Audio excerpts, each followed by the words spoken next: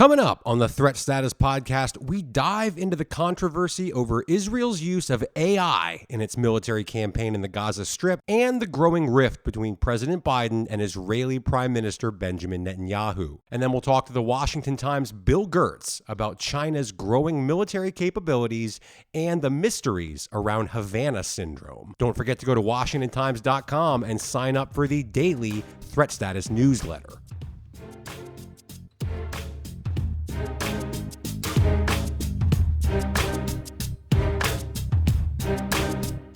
Hello and welcome to the Threat Status Podcast. I'm your host, Ben Wolfgang, national security correspondent at the Washington Times, and I am joined, as always, by my esteemed co-host, Guy Taylor, the national security editor here at the Times. Guy, a lot of ground to cover this week. Great interview with our colleague, Bill Gertz, coming up on the show. But first things first, what's on your radar right now?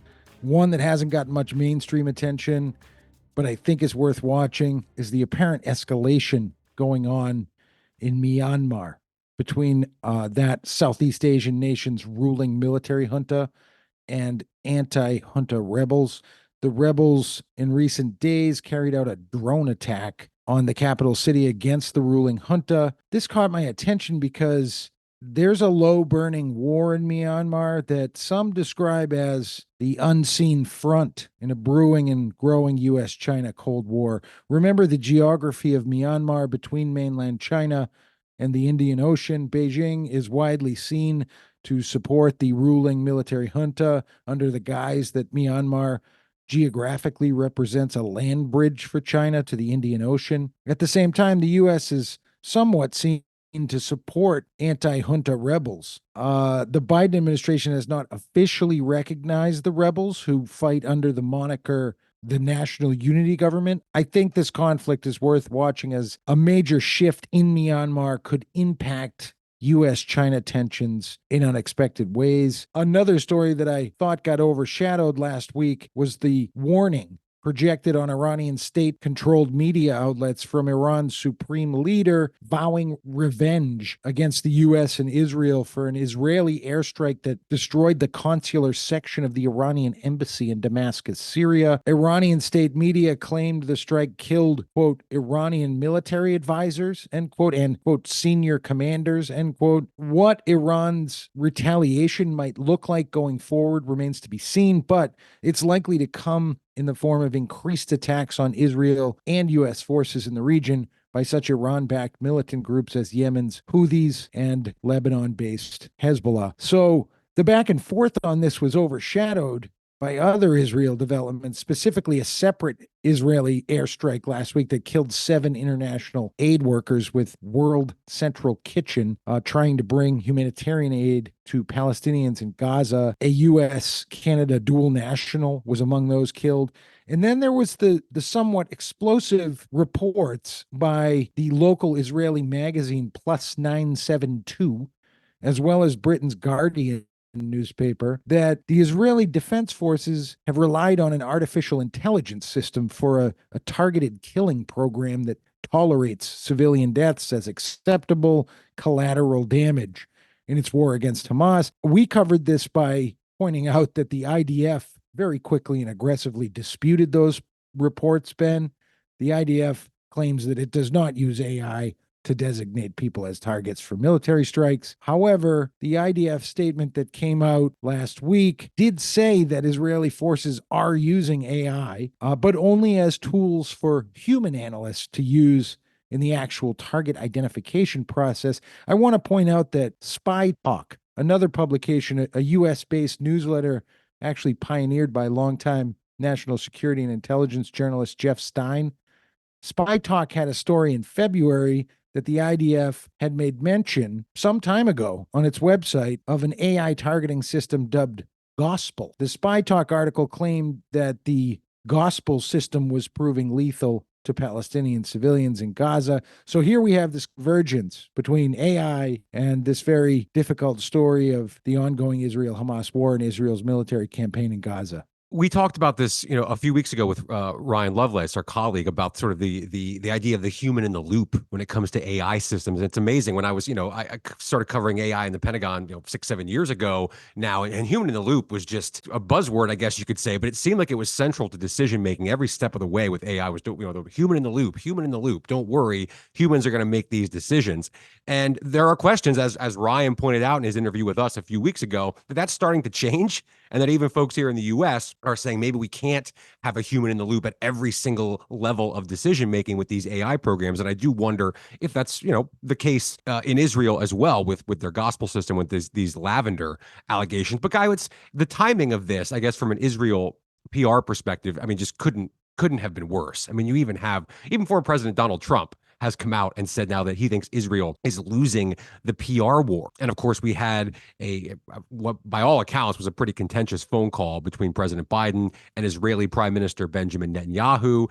And the readouts from the White House of that call said that President Biden underscored an immediate ceasefire is essential to stabilize and improve the humanitarian situation there, and that Israel needs to implement specific, concrete, and measurable steps to limit civilian casualties in the aftermath of the World Central Kitchen incident that you mentioned. So it's fascinating to see sort of where we started with this in the immediate aftermath of the October 7th Hamas attacks and where we are right now. Because I know you, Guy, you told me back then that you essentially expected this to happen, that world opinion, at least the U.S. opinion for the most part, would be with Israel in the immediate aftermath of that attack, and that things gradually would start to shift. And I want to refer back to something that John Kirby said. John Kirby, former Pentagon spokesman, now he's a spokesman for the White House National Security Council. On October 24th, he said this, talking about the Israel campaign in Gaza and civilian casualties.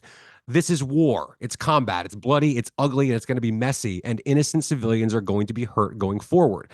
I wish I could tell you something different. I wish that wasn't going to happen, but it is going to happen. You put that against these new revelations about, the lavender system and the magazine report that you mentioned and the outrage over the civilian deaths in Gaza. But when you step back, Guy, as we often try to do here on the show, sort of the 30,000 foot view, Israel, as you said, the IDF has revealed publicly and has not denied the fact that it utilizes AI to some degree in its military operations. We knew the White House conceded early on there are going to be civilian casualties in Gaza. It's just you can't get around that when you have a terrorist organization, Hamas, that embeds its operations in schools and hospitals, allegedly. I like to take it up to 50, 60,000 feet and say that the two biggest stories in the world right now with regard to intelligence and national security have to do with AI and its development and application in weapons systems, and then the Israel-Hamas war. And these two things suddenly converged. I want to point out that we have not verified Plus 972's reporting or the Guardian's reporting or the IDF's denials or disputes. The Plus 972 report was based on what the publication said were interviews with 6 unnamed intelligence sources. The Guardian apparently verified that. I think we're going to be talking about this issue going forward. No question. And we discussed last week and on previous episodes that the patience of the Biden administration is wearing thin with the Netanyahu government. And I think the events of last week and that phone call certainly have brought that into the spotlight once again.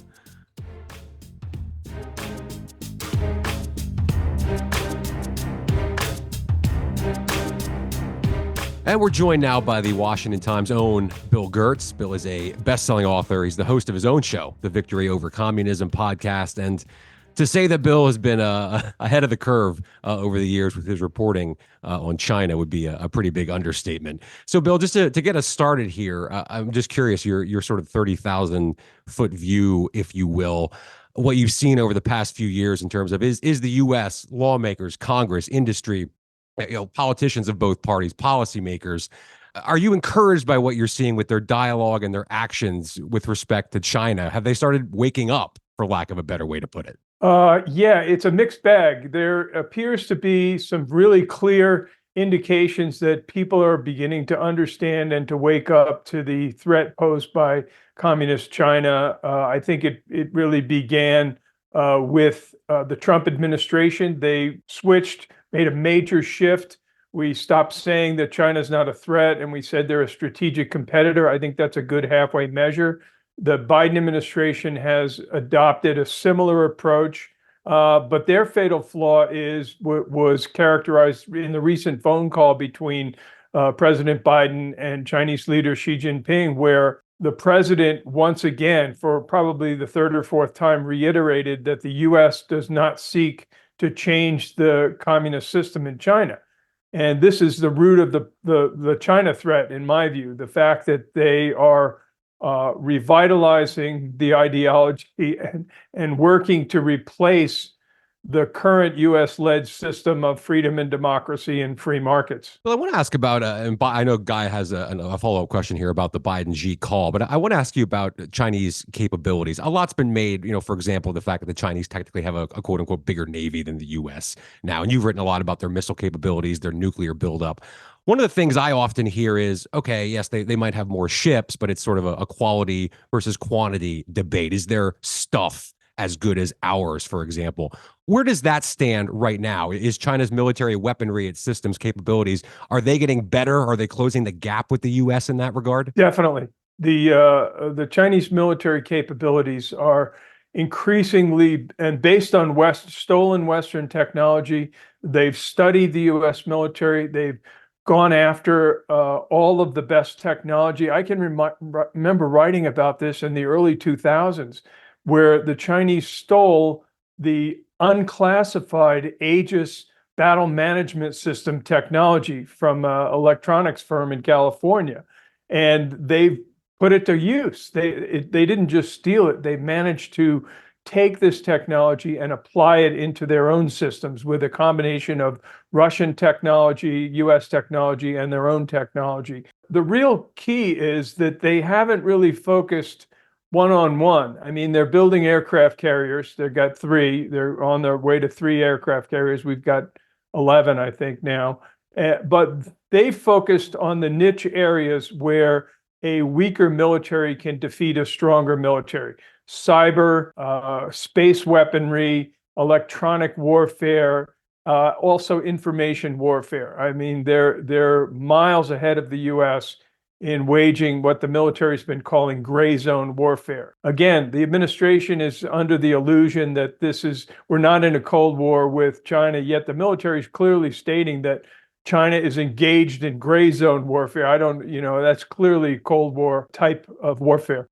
Bill, thank you so much for being on with us. I want to ask you about the Chinese spy balloon incident last year.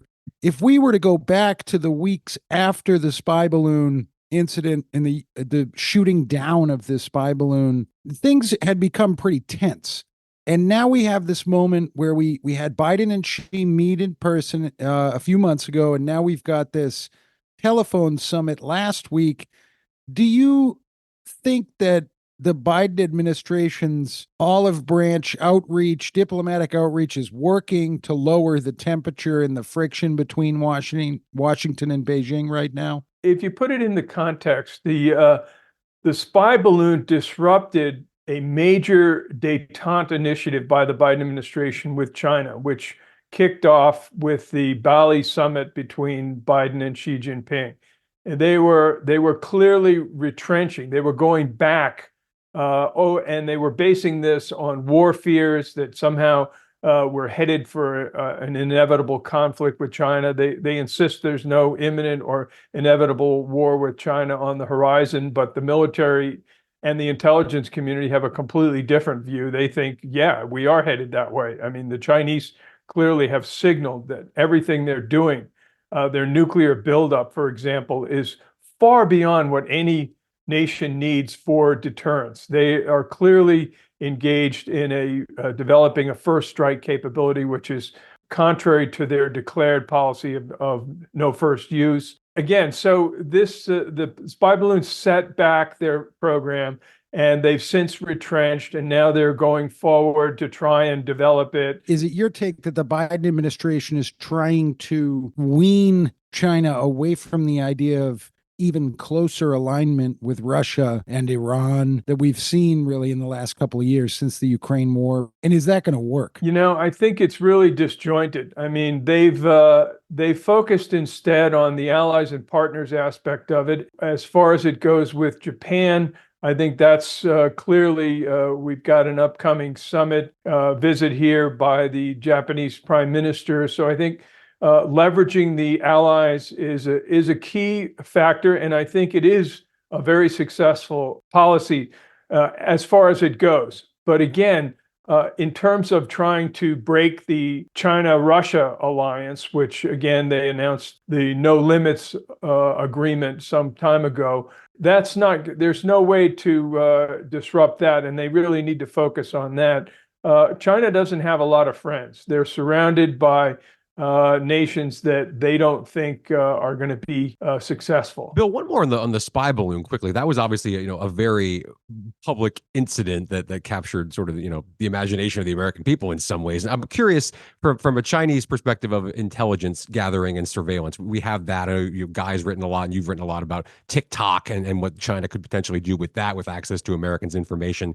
Are there other areas like that you think we're missing right now? Is there something that's not getting as much attention as a spy balloon or a TikTok, but that actually could be potentially pretty dangerous for Americans in terms of Chinese surveillance and intelligence gathering efforts?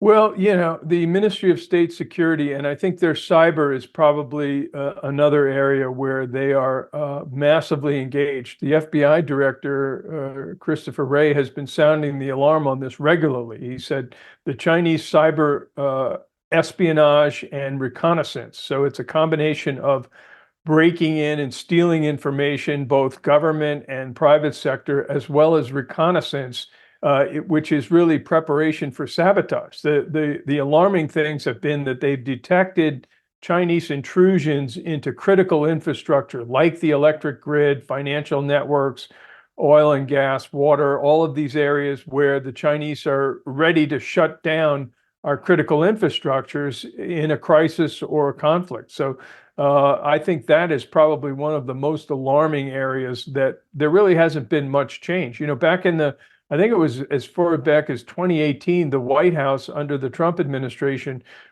issued this report on what they called Chinese economic aggression, and the amounts they estimate are somewhere between 250 billion and 600 billion annually in theft of intellectual property across the board.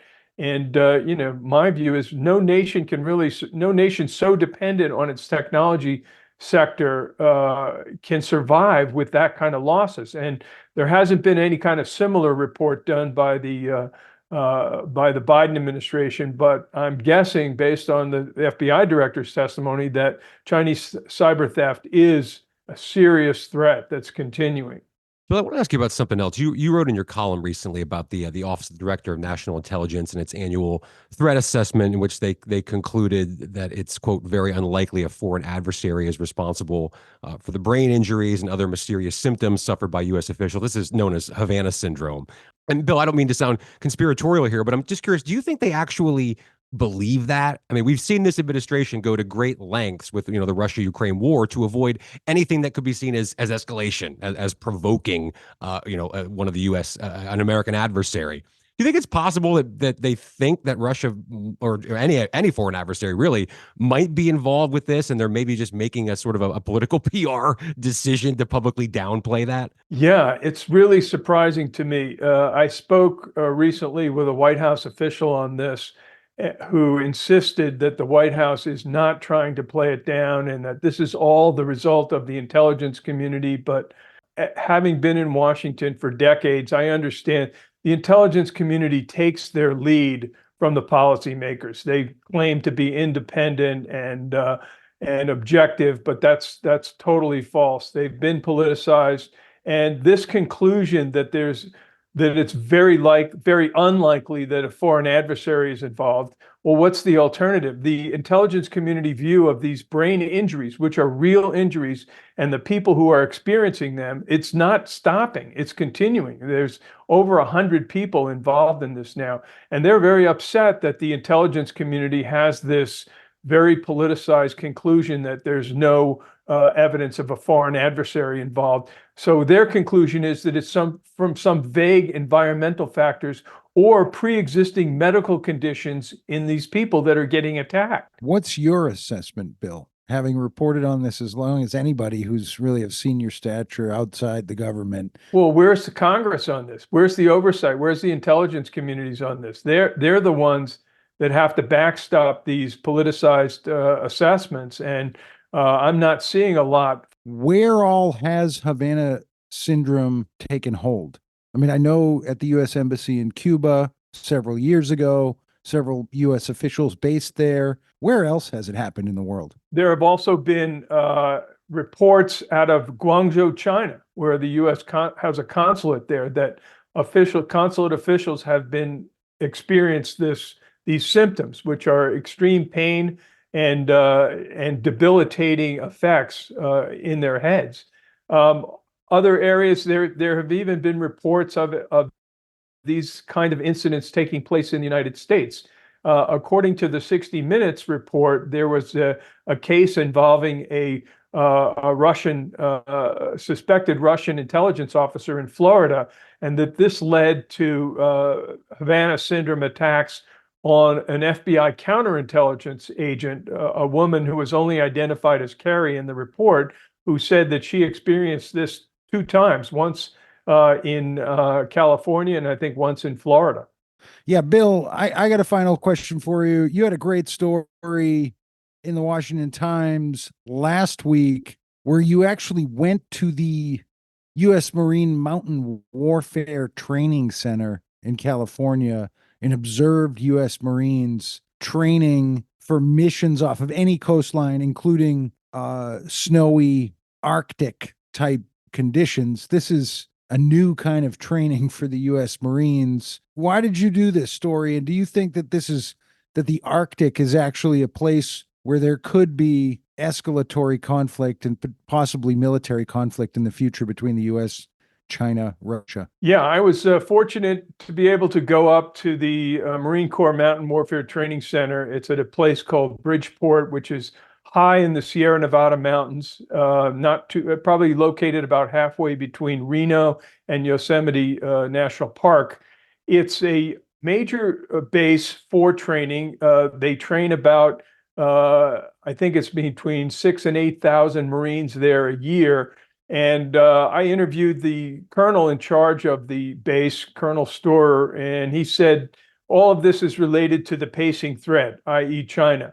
And a Marine major told me that the exercise scenario that the Marines were conducting, the final phase of their 30-day cold weather mountain training, was going from simulated ships onto an island, a mountainous island, and then securing an airfield. Now, they didn't say it, but it's clear that this is an exact scenario for the east coast of Taiwan. Bill Gertz, thank you so much for joining us. Thank you.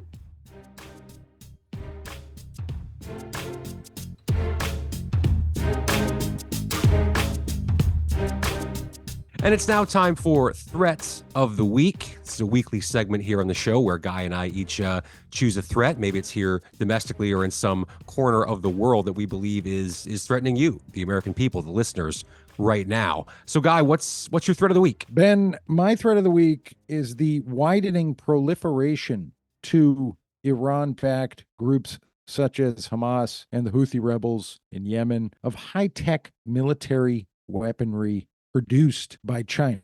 While the intelligence sources I've spoken with say it actually remains unclear whether Beijing has directly and intentionally armed or sold arms to Hamas or the Houthis. There was a new report out last week by the Jewish Policy Center claiming that Israeli defense forces have uncovered large caches of Chinese-made weapons, including QLZ-87 automatic grenade launchers, intelligence gathering gear, and other military supplies during raids in Gaza. That report claims that Chinese rocket technology was also found in a Hamas weapons laboratory. The Chinese government claims to be neutral in the Israel-Hamas war. Some of the sources I have spoken with suggest the Chinese weaponry likely reached the Palestinians and the Houthis via Iran. We've not independently verified the claims in this report. However, it comes just a couple months after the Pentagon's former Indo-Pacific Command Chief Harry Harris spoke publicly about the proliferation of Chinese anti-ship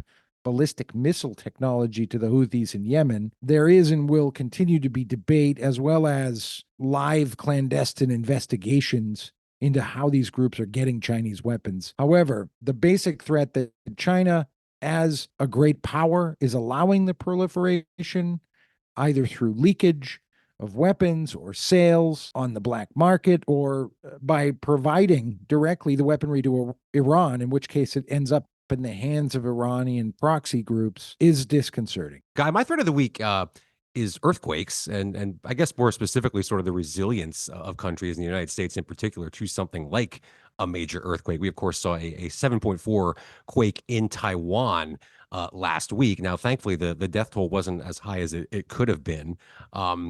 And our colleague Andrew Salmon reported that, at least one of the reasons why is the very strict earthquake building codes that Taiwan has that protect a lot of their modern buildings against something like this. But there was an interesting report in Bloomberg that sort of dove into whether or not this quake and its aftermath still could potentially have, if not right now, down the road, some spillover effects on Taiwan's semiconductor chip manufacturing, which, Guy, I know you've done a lot of reporting on how vital Taiwan's chip manufacturing is to global commerce right now. And, if the earthquake had been bigger, if it had been in a slightly different part of the country, could that have compromised the semiconductor chip manufacturing? And what would that have meant for all of us who rely on that, and really the entire planet essentially relying on those kinds of chips right now? What if a massive earthquake hits somewhere near Silicon Valley? We remember the earthquake in Washington, D.C. back in 2011. What if that had been worse? In many ways, this probably could be called resilience more than earthquakes, specifically the resilience of our infrastructure. We had Michael O'Hanlon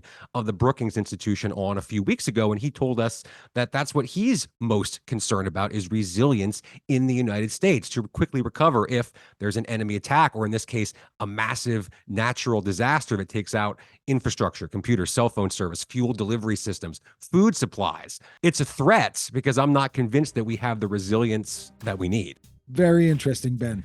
Thank you all so much for listening. It's been a great episode again of the Threat Status Podcast. Thanks to Bill Gertz for joining us here on the show. And thank you all for listening. Please go ahead, hit that subscribe button, and we'll be back next week.